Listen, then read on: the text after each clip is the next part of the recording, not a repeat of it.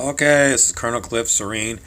People want to get an update of what it's like to live on Earth plane. I get some people that say that we're living in multiple versions of planet Earth, and it's not just one place. So depending on who you are, and perhaps who you're hanging out with at from time to time, the planet is different.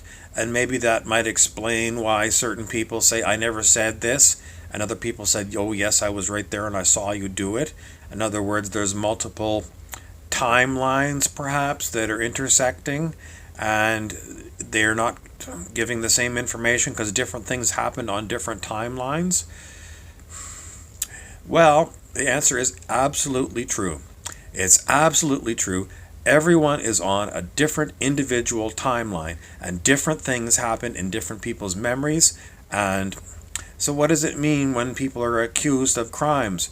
Well, it could be that some version that of what appears to be your body did something, and it could be that another timeline it didn't.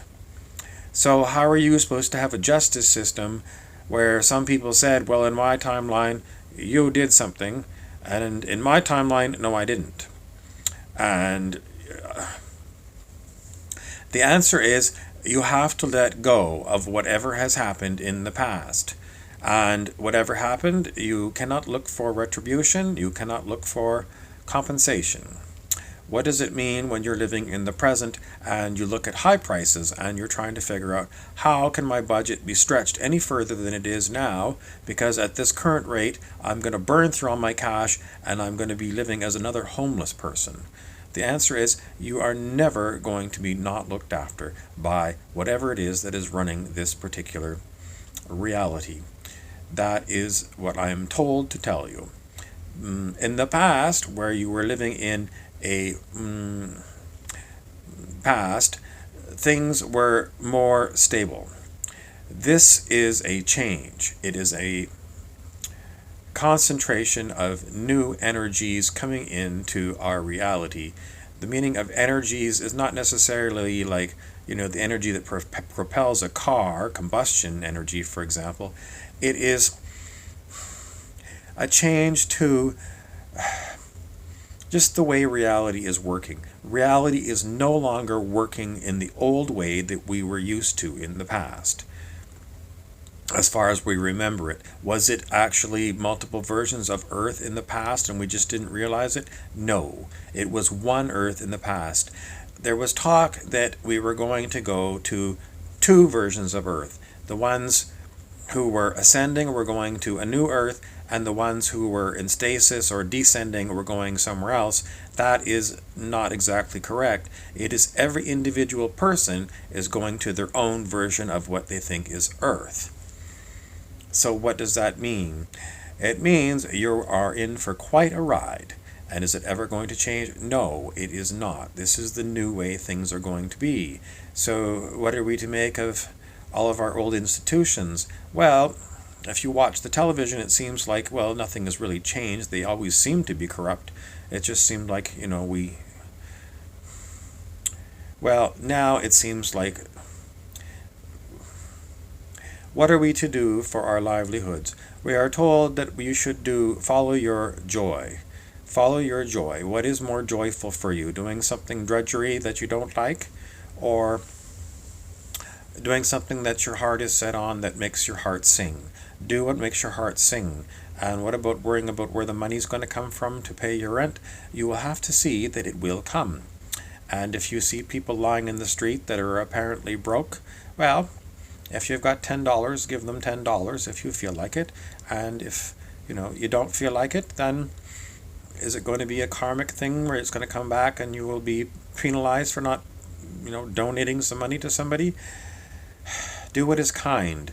And if it kind at the time means that you feel like you're able to donate it and it's not going to give you too much stress, then for me what happens is I hear a voice. And the voice last night, when somebody was looking for some money, it said I was going to give him $2, and the voice said give him the 10 that we know is in your wallet, and I gave him $10. And then my heart was kind of fluttering, and I was going, oh my God, am I being vetted by the extraterrestrials? Are they checking to see whether I'm naughty or nice, or, the things that I say about, being kind to others are true? I think it's true. I think I am being vetted. In other words, it seems like every time that I put a video out that complains about the way things are as I see it, in other words, terrible greed and disparity between rich and poor, I am personally tested. Someone shows up, it doesn't happen very long, and I'm not really expecting it, but when it happens, it's like, oh, here we go again. And there's like some little test to see. And do I always give something? No. There was a time when somebody was asking me for a very small thing, and I didn't give it. Why didn't I give it? Well, my body didn't give it. I was playing with my phone at the time, and it was a little bit of a irritation to deal with someone who just walked up and asked for something. So I didn't give it, and then later on, there were a lot of questions in my group about whether that was a mistake, and in the end, we sort of felt like, well, maybe if somebody else comes along shortly, we'll be trying to be more generous. And this is like difficult because it's a guilt, it's like a guilt trip. It's like you're thinking, well, I want to be a generous person, and I didn't do what I thought a generous person was going to do. And on the other side of the street, it was like, well, I was busy doing something at the time, and it's not like there was nobody else that could have been asked for, this small item. No one say it was a cigarette, but it was, and it was just like I was busy. I didn't want to, stop doing what I was doing with my phone in order to fumble and give somebody this, but it was like hours of guilt trip about we should have done something else. And so how do you deal with this? Well, I don't know. I mean, you did what you did, and I couldn't run after this person. I mean, by the time it started getting the guilt trip, I was way far away in the car, and this was still playing in my mind, and I was trying to just calm the mind and tell everyone, it's done, it's in the past, and let's move on, and I would prefer quiet than all this talking. And I think everyone agrees, but the talking continues. So, and I found myself yesterday, it's very difficult to try and figure it out, because, in my essence, I'm just a quiet observer. And last night, I was quietly in the back of my mind, and the body was talking, and it was very angry, and it was talking to the others in my group. And me personally, what I truly am, a quiet thing that watches and feels and hears, I don't really think. I'm given things to think. But I was watching the body and the voice that was my normal voice. It wasn't what I was saying. It was the body was speaking with my voice, and it was very angry, and I was very uncomfortable with it. I didn't like what it was saying. So how do I explain this? I think we, as human beings, are taught that we are one thing. We are a mind-body. And I think it's totally incorrect. I think we are a group of beings, and a group of beings that perhaps all we do, a group of beings that observe what is going on, and it's as if something else is giving us thoughts, feelings.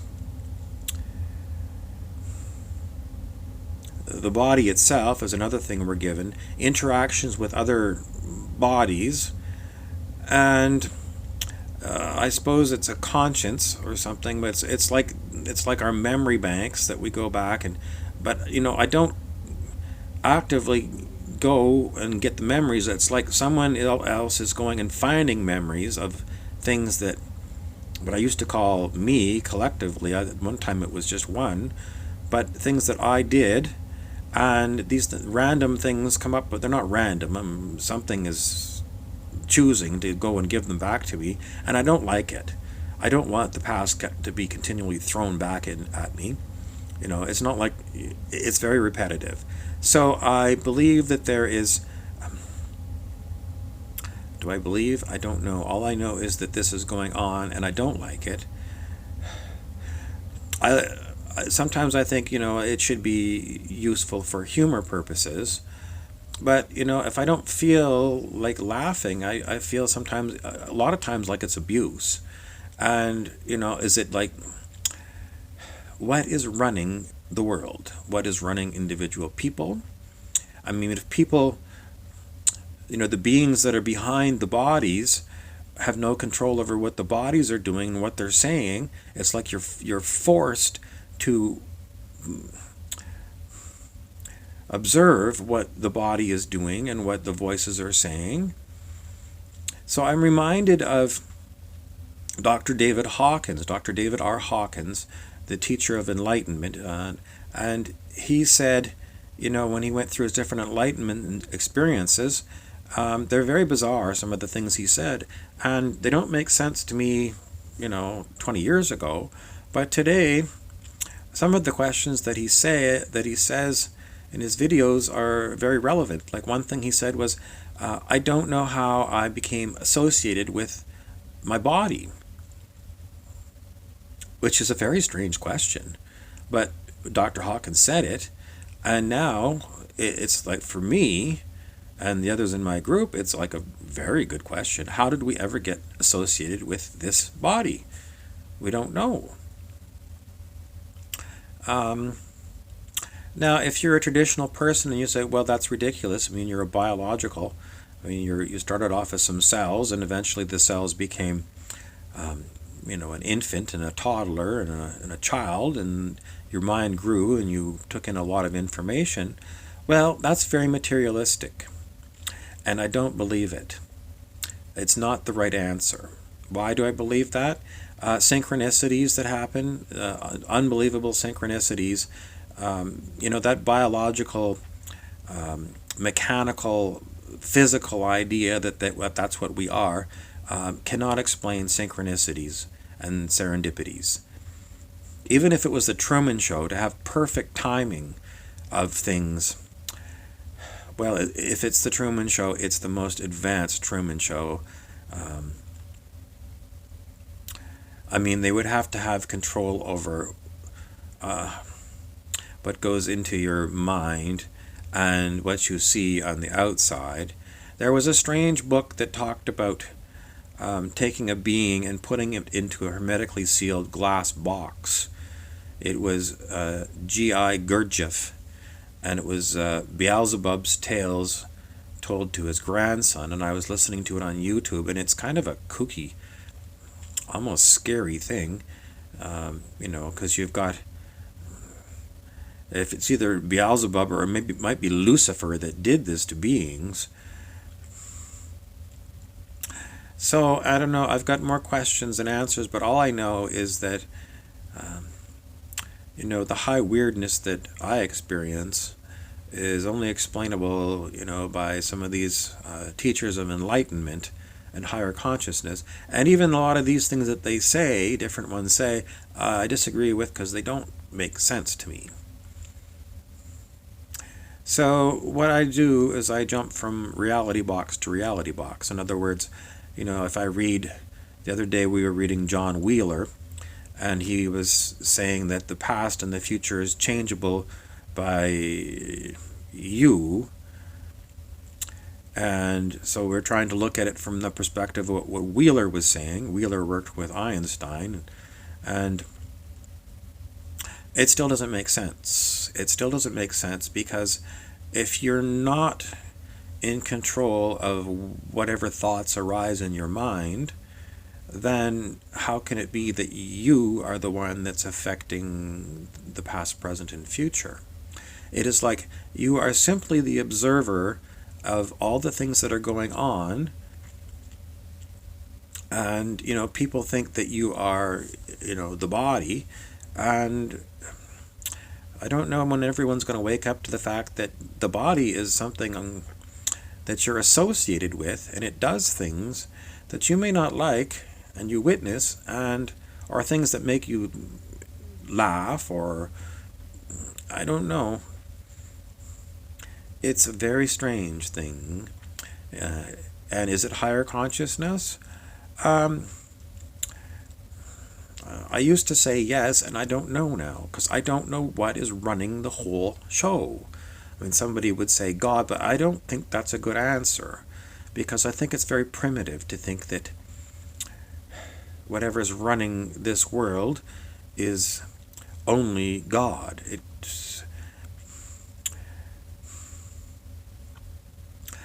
It seems like, because I was reading a lot of stuff by the metaphysical teacher Chris Krepchik, who has got the website thehoodedsage.com, and I took a couple of his courses, and well, he draws pictures and things. I mean, some people apparently are so visionary that they see things that I don't. I see things, basically whatever you see on a TV screen is the kind of stuff that I see in real life, but some visionaries see things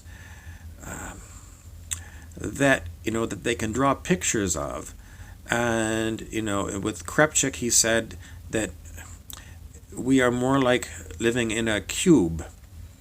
And there are like pipes that run from my cube to other people's cubes. And this is how information, and in other words, he was very much saying that it's an informational transaction. And you can have tubes that are very dark, coming from very dark places, that are coming into you and giving you very dark things, influencing you darkly. And the other one I was thinking of was Barbara Brennan, who's got Barbara Brennan's School of Healing, and she sees things like she sees people's auras. And one time I briefly went through some of her book, and I don't see what she's drawing. She's drawing like multiple layers of the different things in the auras, and then she was saying that these people that can see this can they can put their hands into people's auras and pull garbage crap out of it in order to heal people. Well, is it plausible? It's absolutely plausible to me. I think that it's very plausible that there are people that are gifted this way and can see these things. Unfortunately, I don't see things this way. Am I going to? I have no idea. But I believe it's true. I believe that some people have got special gifts to do these kind of things and see these kind of things. So the information that they give me, it goes into my database of all these different people that say different things, and they certainly don't agree. So I have to pick and choose between the different things people have said in order to come up with an explanation of, what's going on. Anyways, I'm dressed as Colonel Cliff Soreen, and I think I'm talking more as Cliff Soreen, the philosopher, trying to figure out what the heck is going on, and who is going to look after this. When is all the painful things, aches and pains, going to stop? Is it going to stop? And if it's not going to stop, then who is enjoying putting me through pain? Because I don't feel like I'm learning lessons. Some people say Earth is like a lesson school. I don't feel that way. I feel like I'm just witnessing this, and some of it is enjoyable. Most of it is very repetitive day after day. It's like Bill Murray and Groundhog Day. And I don't see our society advancing. I see the same kind of things on television that I used to see. I was very disappointed to look at what was trending on YouTube, and it's the most inane garbage. There's nothing educational that's trending. It's either celebrity gossip or it's stuff about video games.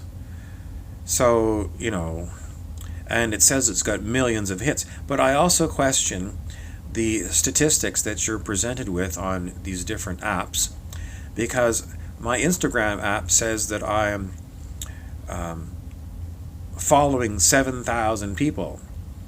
Now, I never pressed the button follow 7,000 times. I pressed it quite a few times because I was trying to build, follow for follow and trying to get people to follow me back, but I never did it 7,000 times. So either the computers, one of the softwares is adding people on its own, which I suppose is possible. Who's directing it to do that? I don't know. It could be, is it artificial intelligence or is it someone that's, I mean, there were people on Instagram saying, well, you give us some money and we'll add a bunch of followers to your account. How can they do that? They don't say they belong to Instagram. I don't know, like bots or something, but you'd have to have a heck of a lot of bots. I think they're bots. And then I saw another article recently that said that the software is so good it can produce what appears to be a human picture and keep producing human pictures of people that don't exist. It just takes, eyes and a nose and a mouth and ears and skin colors and hairs and puts it together and whoop, there's a artificial person. So how many real people are there on the internet? I mean, in the past we were told there were like 6 billion people on planet Earth, and was it CIA or whoever was the one that was counting United Nations, but I don't trust any of those numbers. So how many people are real? And then you've got Dolores Cannon, who did a lot of hypnotic regressions of thousands and thousands of people, and they all said the same thing. They said that under hypnosis, they said there's a lot of fake people in our reality. She called them background people. And she said that there's holographic inserts into our reality, put there by extraterrestrials. So, I mean, the reality that you're experiencing, some people say, well, you create your own reality. And it's like, no, that is one thing I can say for sure is totally wrong.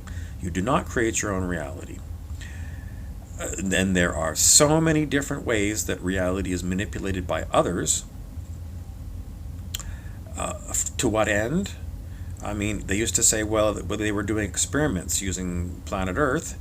And then there was Neil deGrasse Tyson, who was on one show, and he said he thought there was like a 50% chance that we were living in a computer-generated simulation. And if that's true, how the hell do you get out of the simulation and go back to ground level reality? I don't know. There are some people that are trying to figure out how do you exit the matrix, and then they got Greg Braden that says, well, it's the divine matrix, and So I end up with all these questions, and I don't have a definitive answer.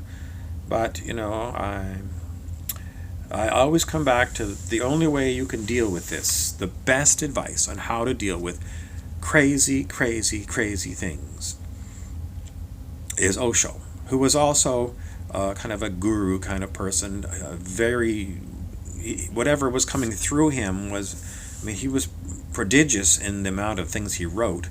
He made at least 2 decks of tarot cards with commentaries and books, and he wrote and wrote and wrote. But the one that I always come back to was Osho's tarot card that said moment to moment, and he said always be moment to moment to moment. In other words, just let go. I'm sorry, you can see that the lake behind me is not a lake. It is actually a picture of a lake and a dock. But sometimes I don't have anything other than this set. So now you see my little trick here. But he said be moment to moment, and whatever happened a moment ago, let go of it, because sometimes if you hold on to it, it's too stressful. So you have to just be, that was a moment 2 minutes ago and it's gone. So whatever it was, whatever was happening, you just have to let it go and move on to your now moment. Now moment, now moment, now moment, now moment. And however you deal with it in the new moment, well, it's constantly arriving at the new moment, and whatever just left, it left. And I don't want to say schizophrenia, because it's not schizophrenia. It's simply being present in the present moment. And are we being vetted? In other words, is it like they're giving us um, something in the moment 2 minutes ago, and then something new 2 minutes later that is so different that you have to let it go because it is wrapping your mind in pretzels? Yes, that's what's happening. Is it someone's agenda to teach us to let go? Well, there was the movie The Adjustment Bureau, and maybe this is a form of adjustment bureau. So that's what you have to do.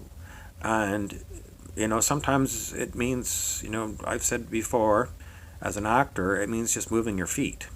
In other words, what should I do next? What should I do next? And move your feet. In other words, get up and move your feet and see where it takes you.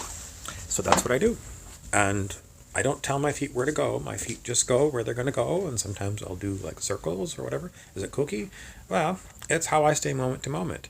And it's a new way to go. But this was actually something I learned by the acting teacher Bart Anderson in Vancouver.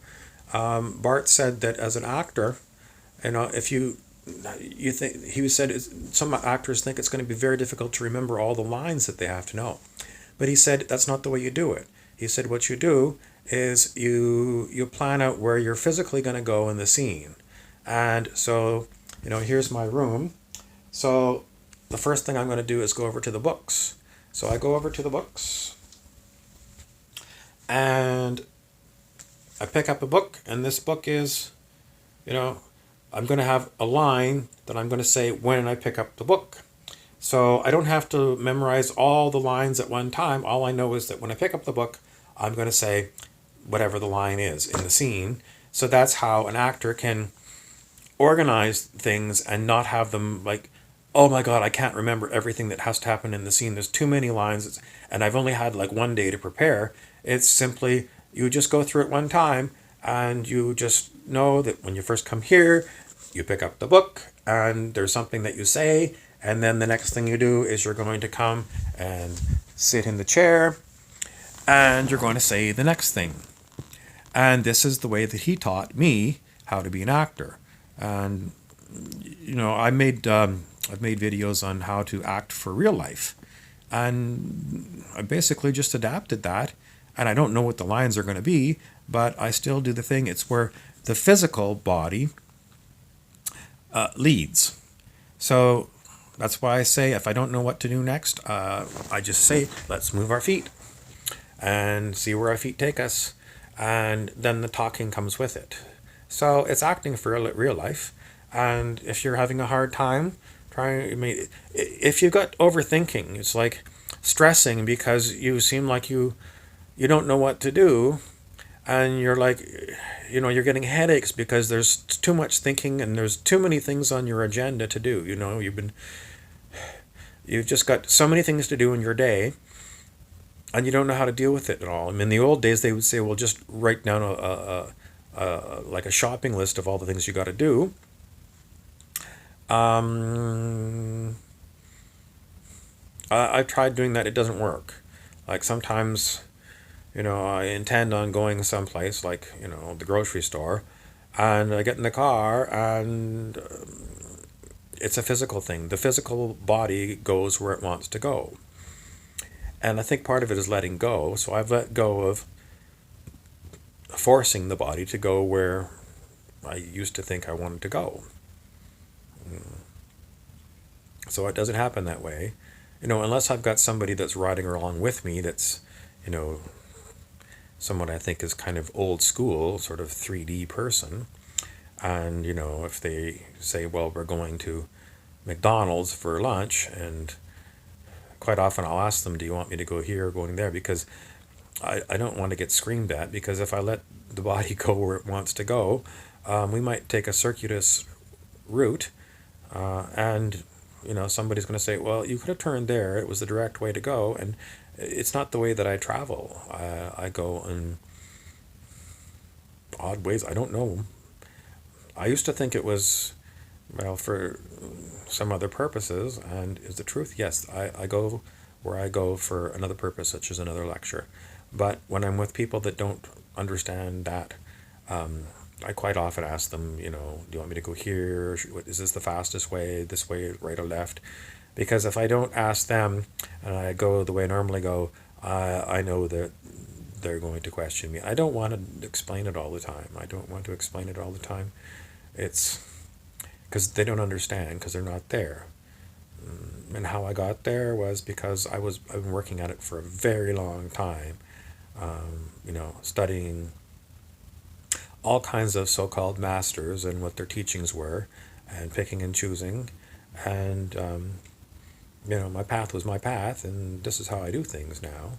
And quite often I still get chewed out by people who don't understand, and they tell me you should do this and you should do that, and they don't understand that that's just not the way I work. And I don't like getting yelled at by people. Um, the spiritual teacher Wayne Dyer said, basically, people are going to come up to you with their own good opinions, what they consider their good opinion, and they're going to offer their opinion or tell you their opinion, and expect you to follow it. And Wayne Dyer always said, despite your good opinion, Mr. So-and-so, that just came up to me and told me what to do, I'm going to do what I'm told to do. And what I'm told to do is what the physical body does. So, listen to Wayne Dyer, which basically is, you have to let go of what other people are telling you what to do. And do I tell other people what to do? I try not to, but sometimes I'm given to, because I think sometimes it would be helpful. It's what I'm given, it's like what I'm given is like, sometimes I think I can be helpful, and part of me is like, oh, I wish I just didn't have to interact with people at all, because you never know how it's going to go over. And is it always good when I tell them? No. Sometimes I'm, later on it's like, I wish I hadn't even brought it up, but it's not me. It's like what I'm given, by the great script writer that writes the scripts of what the bodies do and the interactions you're going to have. It's like there's a script, a great script writer that writes all the words and writes all the actions, and a lot of people don't know about this. I mean, I wrote 2 books about these kind of things, and nobody buys my books, and so my friends don't buy them, my family don't buy them. I post my books, pictures of them on my Instagram, and no one buys my books. So what does it mean? My script is that I wrote 2 books that nobody wants to read, or it's not written in their script to read my books.